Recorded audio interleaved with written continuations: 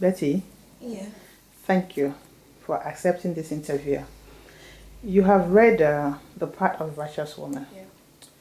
and I would like you to share with me something that you've learned from the book and the benefit, something that women can benefit from it because you've read the transcript and you notice, you know everything that is in the book.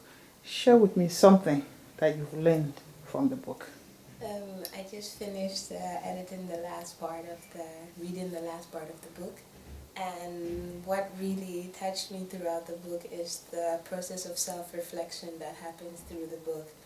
After you read a chapter, after everything has been discussed, or even during the discussion, you ask questions about self-reflection that make us look at ourselves through a different light, to actually strip away our mask and see ourselves for who we are, pure down to the core, with nobody watching you. And it's really nice when you read the book because you can actually identify yourself with some of the characters and some of the situations that you describe, whether good or bad. And sometimes it's really positive. When you read the good parts, you learn something about yourself that you weren't conscious of.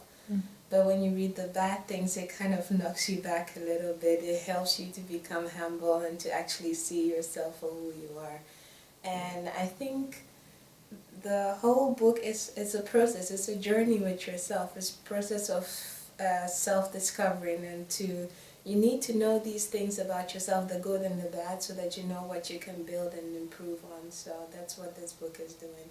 And I especially love the last part of the book because it actually tells you what a virtuous woman is, and she describes all these different parts, and then you get to these bits, this last bit when you're talking about building a career for yourself and the questions you need to ask yourself, finding your purpose, discovering your purpose. I think that is what most people, women and men, struggling with, finding what our purpose is, what it is that we're here on this earth to do, because most of us expect, for example, I myself, I have a lot of interest, and it wasn't until I read that last part that I realized that all these interests can be a distraction if you don't have one thing that you're focusing on, because you're running all over the place, and this is okay and that is okay and this is good enough, because you don't have that one thing that is holding you down.